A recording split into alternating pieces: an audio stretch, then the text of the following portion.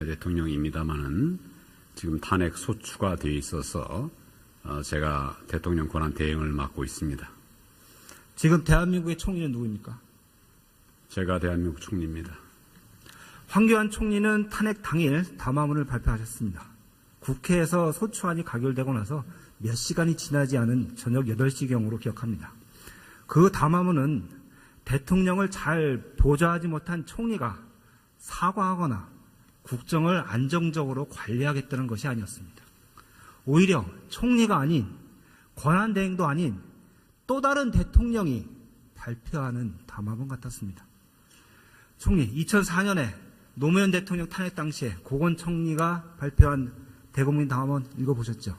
의원님 말씀하신 제가 탄핵 결정 직후에 말씀하셨다는 그 모두에 가장 먼저 말씀드린 것은 제가 묻는 말에 대답하시죠. 송구하고 죄송하다는 말씀을 드렸습니다. 그리고 앞으로 이 문제를 해결하기 위해서 소위 국정의 공백을 해소하기 위한 그런 노력을 최선을 다하겠다. 이런 말씀을 드렸습니다.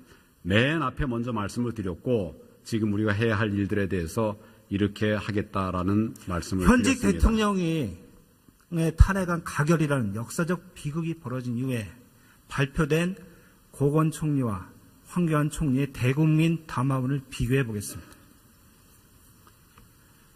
황교안 총리 담화문에는 국정을 관리가 아닌 운영해 나가겠다.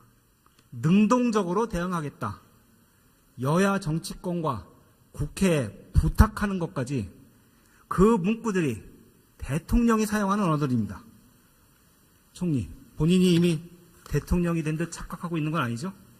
의원님, 제가 거듭 말씀을 드립니다. 저는 정말 무거운 마음으로 이 직을 수행을 하고 있습니다. 그리고 무엇보다도 그동안 이 박근혜 정부가 3년 8개월 동안 해왔던 이런 모든 일들이 결국 국민들을 위한 것이었는데 그런 오해들이 생기는 부분, 또 잘못돼서 실제로 우리가 문제가 될 수 있는 부분, 이런 부분들 안타까운 마음으로 바로잡기 위한 노력을 하고 있습니다. 그리고 지금까지 같이 해왔던 우리 내각과 함께 국정의 정상화, 가급적 빠른 시간 안에 국정이 정상화되어서 국민들이 정말 마음 놓고 생활하실 수 있도록 하기 위한 모든 노력을 다하고 있습니다.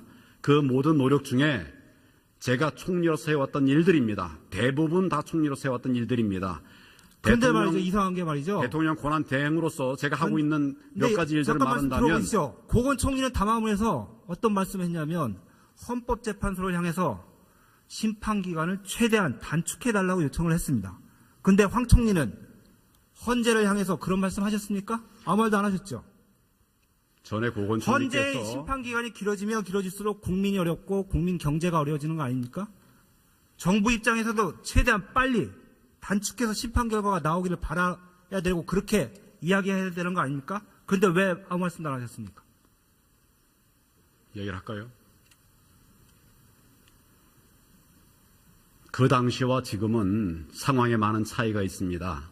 지금은 우리가 어떻게 이 국정을 빨리 안정시킬 것인가, 이것이 가장 중요한 것이고, 물론 헌재의 결정들이 가급적 신속하게 그리고 정확하게 잘 판단이 되는 것이 중요합니다. 그런 마음이 강합니다. 그렇지만 그것은 헌재에서 판단을 할 일이기 때문에 그럼 지금이라도 헌재 제가 말씀드리겠습니다. 달라고 요청할 제가 말씀드리겠습니다. 겁니까? 제가 말씀드리겠습니다. 제가 묻는 말에 대답하세요. 지금이라도 아까 헌재 요청할 물으셨기 겁니까? 때문에 제가 대답 중입니다.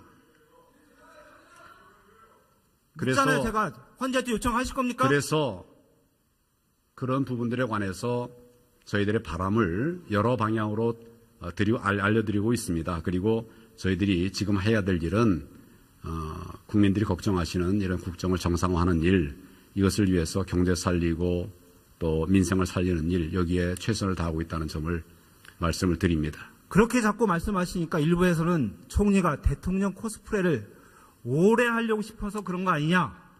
박근혜 대통령이 저기 청와대에서 있으면서 아무 일도 못하는 기간이 더 길어졌으면 하는 바람이 총리가 갖고 있는 거 아니냐. 그런 생각을 하는 하는 사람들은 말도 안 되는 얘기입니다. 의원님은 그렇게 생각 안 하시리라고 생각합니다. 지금은 저와 온 내각들이 국민들의 바람을 받들어서 빨리 국정을 안정시켜서 국민들의 어려움들을 해소하기 위한 노력을 하고 있습니다. 거기에 말도 안 되는 얘기, 그런 이야기들을 의원님께서 같이 그렇게 공유하시지 않으리라고 저는 생각합니다. 그런 말씀, 그런 의견은 없으시다 이 말씀이세요. 좋습니다. 그러면 총리는 국회 출석을 놓고 구체적인 출석 방식 등에 대해서는 국회에서 논의해 주시기 바란다고 했습니다. 대통령은 자신의 거취 문제를 국회더러 정리해달라고 하더니 총리도 본인의 국회 출석 방식을 국회보로 정해라고 합니다. 총리, 이거 대통령에게 배운 겁니까? 아니면 대통령 흉내내는 겁니까? 말씀드릴까요? 제가 국회에 국회로부터 대통령 권한대행의 출석을 요구받고 그런 전례가 있는지를 알아봤더니 권한대행시 체제가 된 것이 그동안 8번 있었습니다.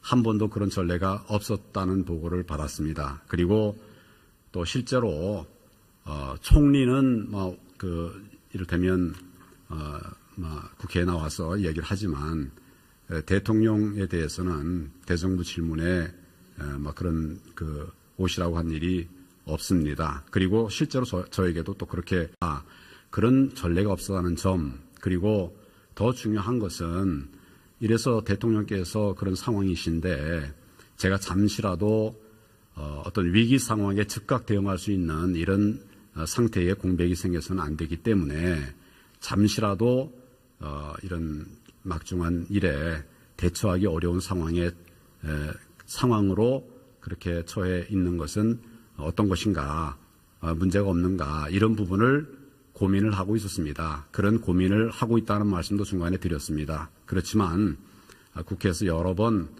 또 나와서 이야기를 하고 또 국정의 운영 방향에 대해서도 이야기를 하라고 하니까 제가 그런저런 논의를 다 마무리하면서 나오기로 했습니다. 근데 그 사이에 어떤 당에서는 그러면 총리가 첫째 날은 나오지 말고 둘째 날 나오도록 그렇게 하겠다. 그걸 다른 당과 협의하겠다. 이런저런 얘기들을 하셨습니다. 그렇기 때문에 그런 논란들에 관해서 그런 이야기들도 있으니까 필요하다면 그런 부분에 관해서도 얘기를 해주시면 그대로 하겠다. 제가 그렇게 말한 겁니다. 내가 무슨 아무 당에서 얘기들이 없는데 무슨 코스프레, 의전 이런 차원에서 얘기한 것이 아닙니다. 그 문장을 한번 잘 봐주시기를 바랍니다. 총리, 제가 질문한 건 대통령이 배웠는지 대통령이 흉내를 냈는지 물어봤는데 그렇게 답변하시잖아요. 그러니까 일부에서는 국민들이 걱정하십니다. 기름장화가 길라임 역할을 하려고 하는 거 아니냐 걱정하십니다. 어떻게 생각하십니까? 그런 적절하지 않은 표현들은 적어도 이 국회에서는 사용을 좀 자제하는 것이 어떨까 싶습니다. 그리고 제가 의원님께서 질문하신 그 질문에 대해서 질문의 취지에 맞는 그런 답변을 하고 있습니다. 그것을 어느 한쪽을 잘라서 그렇게 얘기할 일은 아닙니다. 그럼 대통령에게 안 배우셨습니까?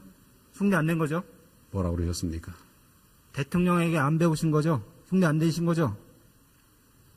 저는 국무총리로서 그동안 최선을 다해왔고 지금은 헌법에 정한 그런 절차에 따라서 진행되고 있는 탄핵 소추 과정에서 대통령 권한 대행으로서 국정을 안정시키고 국민들이 일상으로 빨리 돌아오실 수 있는 이런 방안들을 마련하기 위한 공직자로서의 최선을 다하고 있다는 점을 말씀을 드립니다. 그래도 우리 총리의 저런 총리의 담화문에 눈에 띄는 문장이 하나 있었습니다. 정부는 국민 여러분의 목소리를 경청하여 최대한 국정에 반영하도록 하겠습니다. 이렇게 말씀하신 거 맞으시죠? 맞습니다. 고맙습니다. 어떻게 목소리를 경청하실 생각이십니까? 이미도 여러 지적들이 있었기 때문에 우선 제가 이 사태가 발생한 직후에 각계의 원로들로부터 여러 말씀을 듣고 있습니다. 또 그동안 우리가 같이 논의했던 그런 전문가들로부터도 의견을 듣고 있습니다. 그리고 현장을 가면서 현장에서의 목소리도 듣고 있습니다. 그리고 이제 국회와도 소통하기 위한 국회의 의견을 듣기 위한 이런 노력들을 여러 차례 했습니다. 국회의장을 방문해서도 제가 인사도 했고 또 의견도 들었고 또 당에 대해서도 같이 대화의 자리를 기회를 주시면 좋겠다 이런 건의도 드리고 있고 이런 여러 가지 방법들을 통해서 필요한 소통의 노력들을 해오고 있는데 의원님께서 그럼에도 불구하고 여전히 부족하다 이런 판단을 하신다면 의견을 주시면 더 많은 노력을 하도록 그렇게 하겠습니다. 국민의 목소리를 듣기 위해서 광화문 광장에 나가보셨습니까? 예, 나가봤습니다. 이미 여야 3당은 여야정 국정협의체를 통해 국정을 운영해야 한다고 제안한 바 있습니다. 헌법을 유린하고 나아가 형사 피의자 신분인 대통령의 뜻대로 더 이상 국정을 운영할 수 없기 때문인 것입니다. 기존에 진행해왔던 정부와 여당 간의 당정협의 폐지하고 국회가 추진하는 여야정 협의체로 국정을 운영해야 한다고 보는데 그게 국민의 뜻을 경청하는 방법이라고 보는데 총리는 어떻게 생각하십니까? 의원님 말씀에 공감합니다. 그래서 여야정 협의체 구성을 위한 국회의 논의가 있게 되면 적극적으로 참여하겠다고 말씀을 드렸습니다.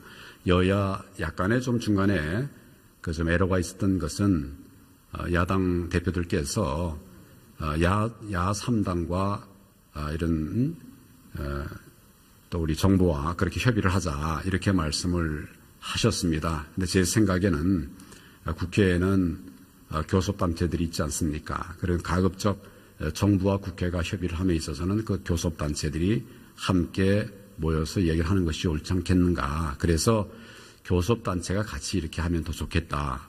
그런데 지금 이제 국회가 약간 아마 여야 간에도 좀 갈등들이 있으신 것 같습니다. 그래서 그게 좀 협의가 어렵다면 그러면 그러면 제가 야당들을 또 이렇게 따로 만나서 의견도 듣고 또 조언도 들을 수 있지 않겠나. 그래서 야당 대표들에게 또 같이 만나자는 제의를 했었습니다. 근데 어떤 당은 그거 안 좋겠다 그렇게 거절한 것도 있고 또 어떤 당에서는 그렇게 하자 이런 수용한 당도 있습니다.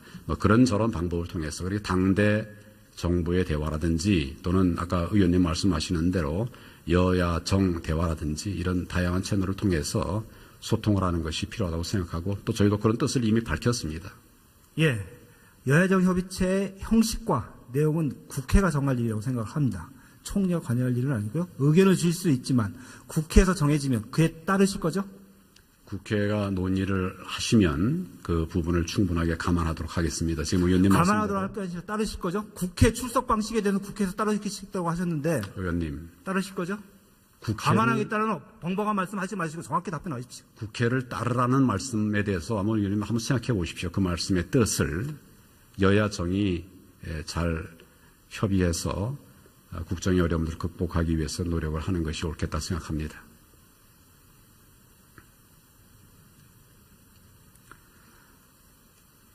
탄핵은 현 정부의 많은 정책들이 선출되지 않은 권력에 의해 좌지우지되기 때문에 이 정부의 정당성 자체를 국민이 심판한 겁니다. 문화체육예술뿐만 아니라 거의 모든 정부 정책에 최순실이라는 입김이 작용했다고 많은 국민들이 의심을 하고 있습니다. 총리, 박근혜 정부가 추진해온 많은 정책들 중에 논란이 많은 정책 어떻게 하실 건가요? 아까도 다른 의원님 말씀에 제가 간단하게 답을 드렸습니다마는 정부가 추진하고 있는 국정과제가 전체로 말하면 한 8천여 개가 되는 것으로 제가 알고 있습니다. 그런 많은 정책들 중에 이번에 이제 문제가 된 이 부분에 연루된 것은 사실은 그렇게 많지 않습니다. 아주 극히 일부입니다. 일부이기는 하지만 그럼에도 불구하고 단 한 개의 사업에서라도 정상적인 처리가 되지 않은 부분이 있다고 하면 그건 정말 아주 유감스러운 일이고 그렇게 돼서는 안 된다고 생각합니다. 만약 그런 부분이 발견되면 또 지금 이제 진행되는 부분이 있습니다만은 그것은 바로 해소하고 그건 적폐들이 처단이 될 수 있도록 그렇게 할 것이고 고쳐나가서 대한민국의 그 미래가 바른 정책에 의해서 바로 이행돼 나갈 수 있도록 흔들림 없이 그렇게 진행해 나가도록 하겠습니다.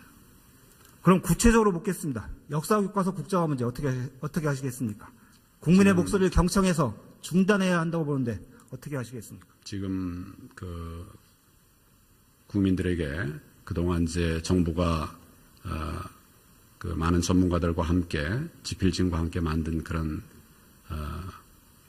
웹 점시본을 지금 이렇게 공개해가지고 여론을 수렴하고 있습니다. 그런 여론들을 반영을 해서 주무부처에서 판단하리라고 생각합니다.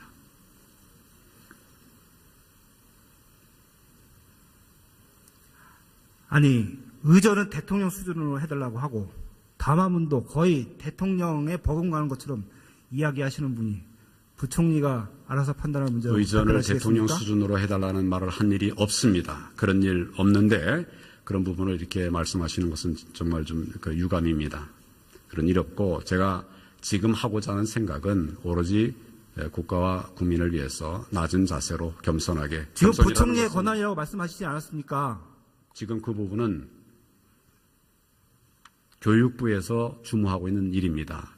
그런 부분에 관해서 물론 저하고 협의합니다만은 그래서 지금 기본적으로 각 부처의 책임 하에 일을 해나가고 있기 때문에 그 부분을 말씀드리는 총리의 겁니다. 견해를 묻는 겁니다. 국정교과서에 대한 부총리의 견해가 아니라 총리 자신의 견해를 묻는 겁니다. 지금 말씀드리지 않았습니까? 부총리한테 맡길 겁니까 그러면? 지금 손 떼실 겁니까? 지금 국민들에게 의견을 듣고 있습니다. 네. 이런 부분들을 반영을 해서 추진이 될 것입니다.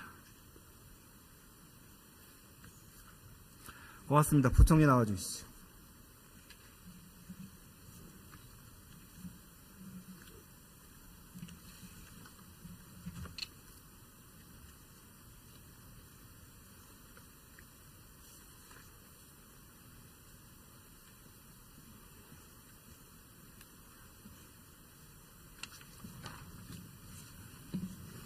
네, 박근혜 정부 공약 가계부라는 것이 있죠. 우리 국민께 있습니다. 쉽게 좀 설명해 주시죠. 현 정부의 이제 국정과제 140개입니다. 그거 이행을 위해서 이제 재정 지원을 어떻게 할 것인가 실천 계획을 담은 것이고 2013년 5월에 관계부처 민간 전문가 협의소에 마련한 것입니다. 예, 그것을 13년 5월에 발표한 이후에 지속적으로 관리하고 계시죠? 저희가 이제 매년 예산 편성하고 또 이제 세입 국가장 마련한다든가 세출, 국가재정 운영 계획 수립할 때는 적정 소요를 반영하고 이렇게 하는 지속적으로 관리를 하고 있습니다. 예, 우리 기재부가 점검하고 있는 공약 가계부 내용을 보면 재원 대책은 턱없이 부족하고 그러다 보니까 지출 측면에서도 공약 가계부를 이행하지 못하고 있는 것이 파악이 됐습니다. 화면 한번 보시죠. 공약 가계부에서는 박근혜 정부 5년간에 134조 원의 재원을 마련하겠다고 했습니다. 그런데 국가재정 운영계획상에서는 128조 원 확충에 그쳐서 6조 4천억 원이 부족합니다. 그러다 보니 공약 가계부에 따라서 재정 지출이 이루어지지 않고 사업이 축소될 수밖에 없었습니다. 다음 화면 보시죠. 공약 가계부는 5년간 134조 원을 지출할 것으로 되어 있습니다. 반면에 이제 반영된 예상 규모는 129조 원에 그칩니다. 그래서 5조 원 정도가 공약 사업에 반영되지 못하고 있습니다. 다음 한번 보시죠. 그런데 사업 중에서 주로 변동이 있는 사업을 보니까 행복주택 잘 아시죠? 5년간 20만 호 공급하겠다고 했다가 14만 호 공급으로 줄였습니다. 기초연금 맨 처음에는 모든 어르신께 월 20만 원 지급하는 것으로 했다가 어르신의 70%에 대해서 월 최대 20만 원 정도로 지급하겠다고 사업을 축소했습니다. 장애인연금, 반값 등록금도 마찬가지입니다. 박근혜 정부가 재원이 이렇게 부족하다 보니까 복지 분야 사업을 대폭 축소했다고 저는 보고 있습니다. 박근혜 정부의 증세 없는 복지 공약이 지켜질 수 없는 허구의 약속이었다고 하는 것을 입증하는 것이다. 저는 이렇게 생각을 하고 있습니다. 박근혜 정부는 증세는 없다고 하면서 실제는 서민 지갑을 털어가는 꼼수 증세를 해왔습니다. 부총리 2015년 1월에 담배세 인상 등으로 해서 3조 6천억 규모의 서민 증세를 했죠. 그 한 이유가 증세 없는 복지를 억지 춘향으로 지키고자 했던 꼼수 대책 아닙니까? 의원님, 그 담배세 인상은 그건 정말 국민 건강을 위한 생각에서 한 것이지요. 그것이 정말 그 세금을 더 걷자는 것으로는 아닙니다. 그 이제 물론 그 담배세의 일부, 그 중에 일부는 세금이고 또 어떤 것은 부담금이긴 합니다만은 그렇기 때문에 실제로 흡연율이 줄어든다는 이런 것이 있었고요. 지금 의원님이 지적하신 이 부분에 있어서는 조금 다른 점도 있습니다. 실제로 되는 것은. 그런데 예를 들어서 기초연금을 이것은 대통령께서 이미 사과도 했습니다만은 모든 어르신들께 20만 원 지급하기에는 너무 부담이 많다는 것이고 그래서 그 당시에 행복연금위원회를 해서 사회적 합의를 해서 70% 이하로 조정한 바가 있습니다. 지금 말씀하신 대로 그 정도까지의 차이는 아니고요. 조금 차이가 나는 부분은 있습니다만은 그렇다 하는 말씀을 드립니다. 그래서 이것이 현재 기준을 다시 저희가 계산을 해보니까 그 지출과 세입 쪽이 맞겠다 이렇게 말씀을 드릴 수 있습니다. 아니 3조 6천억 증세하시고도 증세 안 하셨다고 그러면 국민들이 어떻게 생각하시겠습니까? 그래서 이제 담배세에 대해서 지속적으로 말씀을 많이 하시는 건 알고 있습니다. 그러나 그것이 정말 정부 세입을 결과적으로 정부 세입이 늘어났은 것은 뭐 저희가 부인을 할 수가 없는 사실입니다만은 정부 세입을 늘리기 위한 증세라든가 그런 것이 아니고 실제로 그럼에도 불구하고 우리나라의 담배값이 전 세계적으로 매우 낮은 아직도 그렇게 올려놨는데도 2,000원씩을 올려놨는데도 아직도 낮은 수준이라는 것도 또 부인할 수 없는 사실이라는 말씀을 드립니다. 세금 올리면 국민 주머니에서 나가는 거 알고 계시죠? 그런데 그렇게 말씀하시겠습니까? 그렇습니다. 담배세가 올라가면 국민들께서 부담을 더하는 것은 당연히 그렇습니다. 예. 인정하시죠? 예, 그러나 그것이 목표가 있다고 생각을 합니다. 저희로서는 이른바 뭐 그런 표현이 가끔 쓰는 표현이라서 좀 제가 이 자리에서 다시 쓰긴 뭐합니다. 뭐 이른바 죄악세라는 것의 대표적인 것이 담배세이고 다시 말씀드리지만 실질적으로 다른 나라들은 훨씬 높다는 것을 말씀을 드립니다. 3조 6천억 증세하고도 누리과정 예산 재원이 모자라서 결국 이달 2일에 소득세 최고세를 인상할 수밖에 없었죠? 누리과정 예산이 모자라서 소득세 최고세율을 증정한 것이 아니고요. 이제 소득세의 소득재분배 기능을 높이자 해서 그것은 그렇게 올리자고 해서 한 것이지 뭐 정부는 사실은 원래 그것을 반대를 했었습니다만은 그러나 여야 합의를 하시고 그것은 세수가 그것이 모자라서가 아니고 소득세의 그 최고세율을 높임으로 해서 소득세의 그 소득재분배 기능을 높이자 하는 뜻으로 그렇게 통과시킨 것으로 저는 그렇게 생각을 합니다. 부총리님, 이제 좀 솔직해지시죠? 예. 대한민국 정부 앞으로 증세는 없다. 그 기조 유지할 겁니까? 저희가 지금 이번 공약가계부를 맞춰놓은 것을 보면은 저희는 그것은 어느 정도 맞았다고 생각을 하는 것이요. 증세라는 것이 세율을 아니 담배세 올리고 소득세 올렸는데 증세 안 했다고 하실 겁니까? 의원님 다시 말씀을 드리지만 아니 국민들한테 물어보십시오. 어느 국민이 증세가 없었다고 이야기합니까? 의원님 그 두 가지는 다르지 않습니까? 솔직히 아까도 저는 담배세가 왜 꼭 서민만 부담을 한다고 봐야 되는지에 아니 대해서 서민 얘기 안 했습니다. 자 증세 했습니까 안 했습니까? 의원님 아까 서민 증세라고 말씀하셨고요. 그걸 따지자는 것이 아니고 소득세 인상에 대해서 그런 말씀을 드리겠습니다. 소득세 인상은 아시다시피 담배세든 소득세든 세율 올랐지 않습니까? 그러니까 다 뜻이 인정하시죠? 세율 올랐죠? 뜻이 다르지 않습니까? 그것은 제가 다시 말씀을 드립니다만 서민도 국민이고 고소득자도 국민입니다. 예, 맞습니다. 그래서 저희가 소득세율에 대해서는 애초에 반대를 했습니다만은 여야가 합의해서 고소득자에 한해서 소득세의 소득재분배 기능을 높이기 위해서 이번에 그것만이라도 좀 올리자 하는 것을 여야가 합의해서 국회에서 통과시켰기 때문에 저희가 당연히 그것을 따라야 되는 것이고요. 고맙습니다. 그래서 그 두 가지가 같지 않다 이 말씀을 드립니다. 그러면 여야가 합의해서 법인세 인상하자면 따르시겠습니까? 따르실 거죠? 뭐 국회에서 통과시킨다면 저희가 어쩌겠습니까? 하면 행정부의 입장은 말씀드려야 되지 않겠습니까? 예, 수고하셨습니다. 고맙습니다. 총리 나와 주십시오.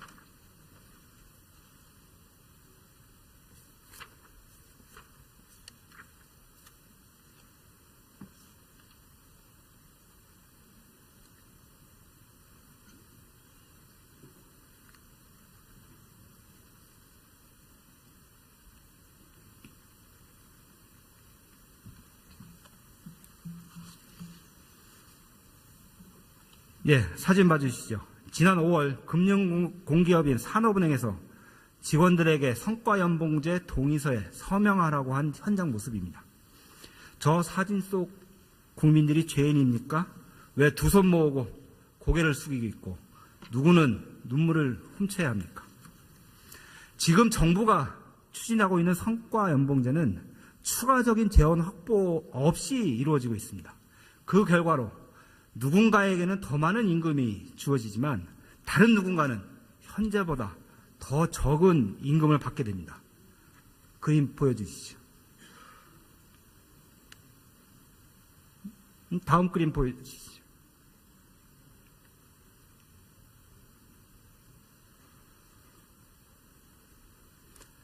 A와 B라는 노동자가 있는데 성과연봉제가 되면 B라는 노동자는 급여가 저렇게 줄게 됩니다. 총리, 이렇게 임금이 줄어드는 노동자 입장을 생각해 보셨습니까? 그 노동자가 부양해야 할 부모, 자식, 그리고 그 노동자만 바라보는 가족을 생각해 보셨습니까?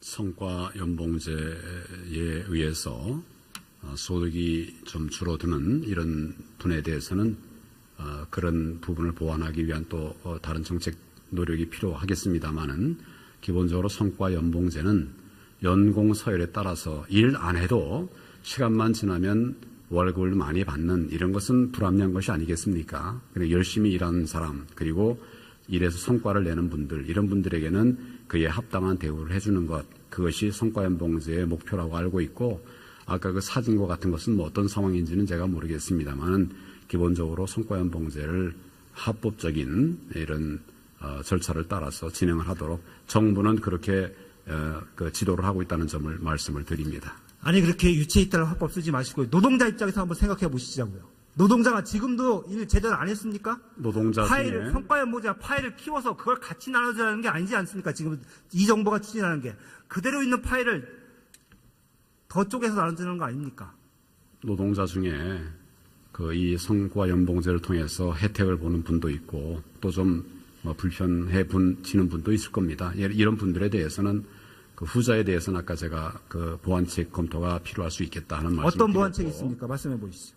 그분들이 교육을 통해서 그 기간 동안의 교육을 통해서 생산성을 올리고 또 그렇게 해서 또 다른 분들을 앞서갈 수 있는 이런 역량을 갖출 수 있도록 하는 것이 가장 기본적인 방법일 겁니다.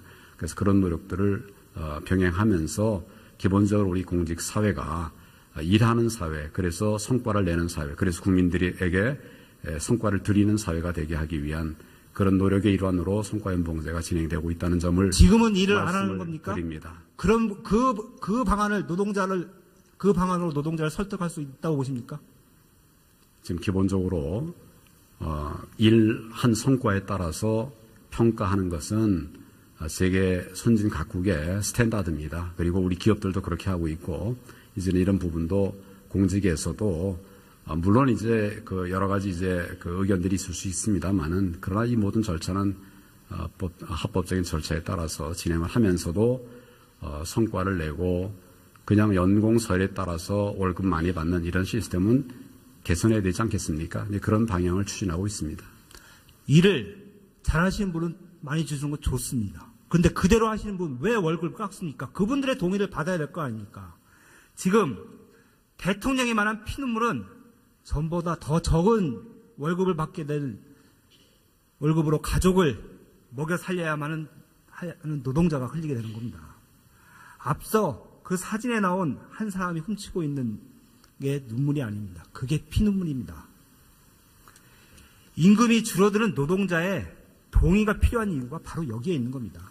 우리 총리도 잘 아시듯이 헌법이 규정한 근로의 조건은 인간의 존엄성을 보장하도록 정하도록 되어 있습니다. 그 취지에 맞도록 하려면 부합하도록 하려면 노동자의 동의를 얻도록 해야 되는 겁니다. 그렇게 하실 용이 있습니까?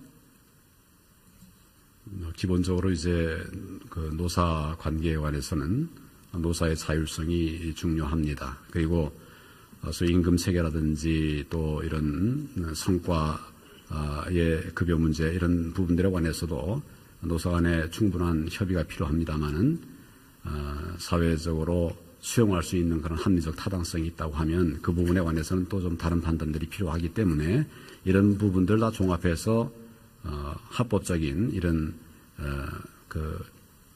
추진이 될 수 있도록 그렇게 정부가 지도하고 있다는 점을 거듭 말씀드립니다. 예, 수고하셨습니다.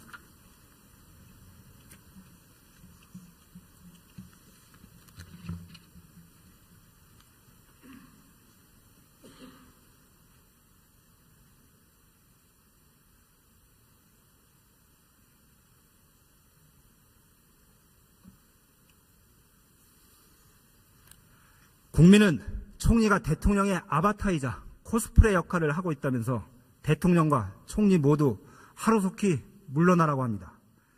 더욱 심각한 것은 대통령이나 총리가 진정 자신의 잘못이 무엇인지 모르고 뉘우치지 않고 있다는 것입니다. 이는 외놈들에게 나라를 팔아먹고도 자신은 잘못이 없다고 말한 이완용과 같다고도 합니다. 박근혜 정부는 이제 막을 내려야 합니다. 하루속히 박근혜 대통령은 퇴진해야 합니다. 그래야 국민이, 우리 후손이 행복해집니다. 경청해 주셔서 감사합니다.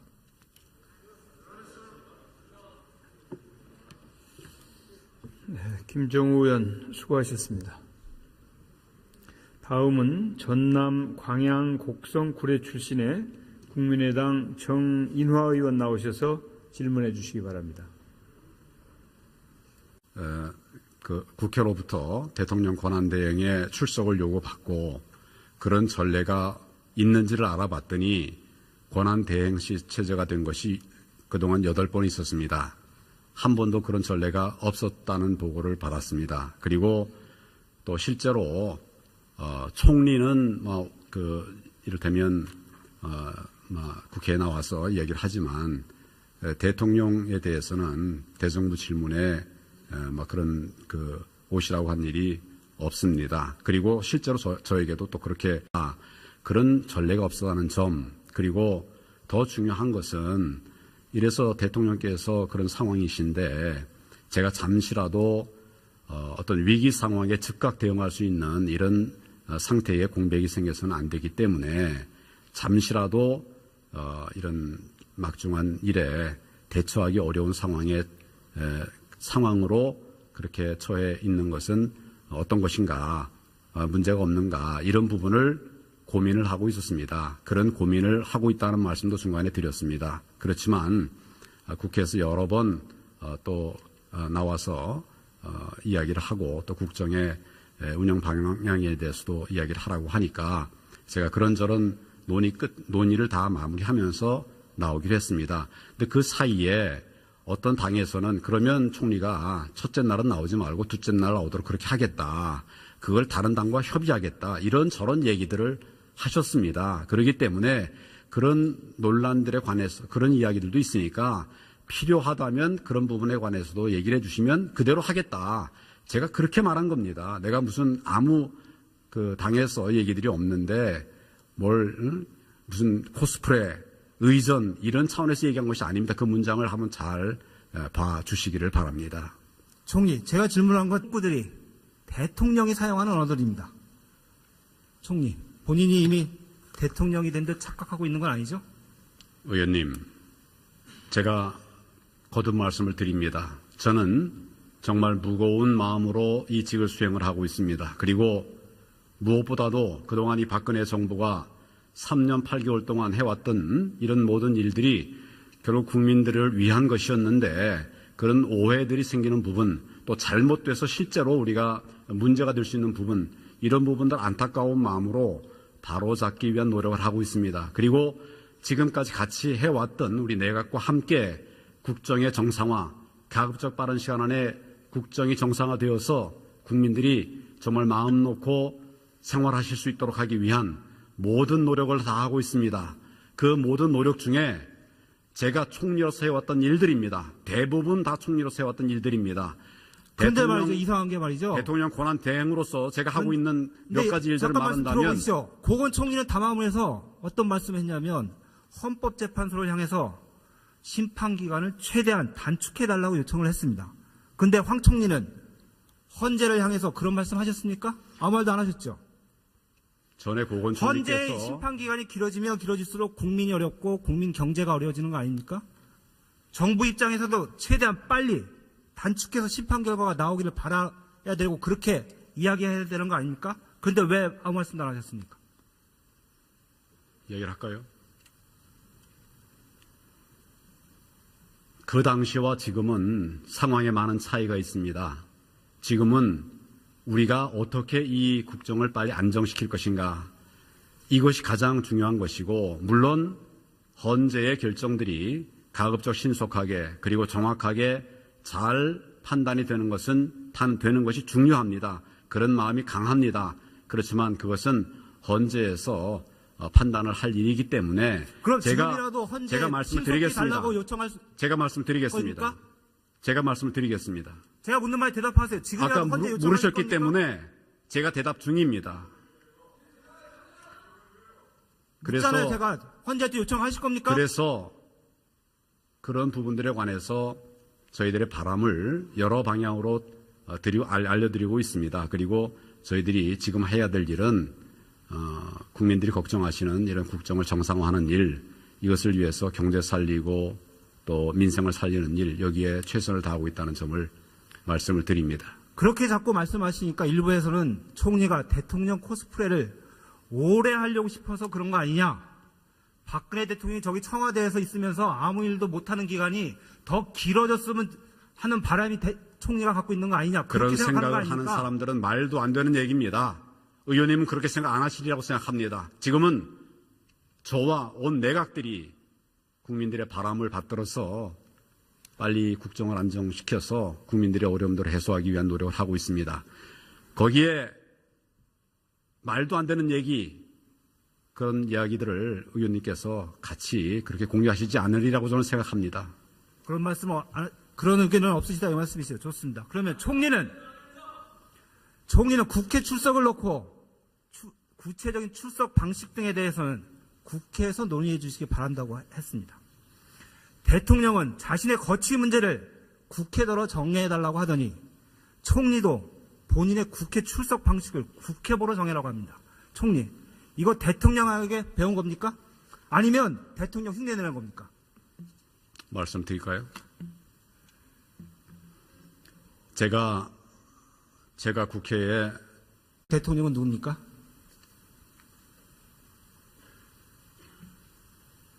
대한민국 대통령은 의원님 잘 아시는 박근혜 대통령입니다마는 지금 탄핵 소추가 되어 있어서 제가 대통령 권한 대행을 맡고 있습니다. 지금 대한민국의 총리는 누구입니까? 제가 대한민국 총리입니다.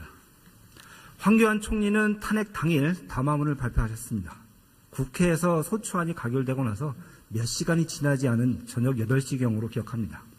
그 담화문은 대통령을 잘 보좌하지 못한 총리가 사과하거나 국정을 안정적으로 관리하겠다는 것이 아니었습니다. 오히려 총리가 아닌 권한대행도 아닌 또 다른 대통령이 발표하는 담화문 같았습니다. 총리, 2004년에 노무현 대통령 탄핵 당시에 고건 총리가 발표한 대국민 담화문 읽어보셨죠? 의원님 말씀하신 제가 탄핵 결정 직후에 말씀하셨다는 그 모두에 가장 먼저 말씀드린 것은 제가 묻는 말에 대답하시죠. 송구하고 죄송하다는 말씀을 드렸습니다. 그리고 앞으로 이 문제를 해결하기 위해서 소위 국정의 공백을 해소하기 위한 그런 노력을 최선을 다하겠다. 이런 말씀을 드렸습니다. 맨 앞에 먼저 말씀을 드렸고 지금 우리가 해야 할 일들에 대해서 이렇게 하겠다라는 말씀을 현직 드렸습니다. 대통령의 탄핵안 가결이라는 역사적 비극이 벌어진 이후에 발표된 고건 총리와 황교안 총리의 대국민 담화문을 비교해 보겠습니다. 황교안 총리 담화문에는 국정을 관리가 아닌 운영해 나가겠다. 능동적으로 대응하겠다. 여야 정치권과 국회에 부탁하는 것까지 그 대통령이 배웠는지 대통령이 흉내를 냈는지 물어봤는데 그렇게 답변하시잖아요. 그러니까 일부에서는 국민들이 걱정하십니다.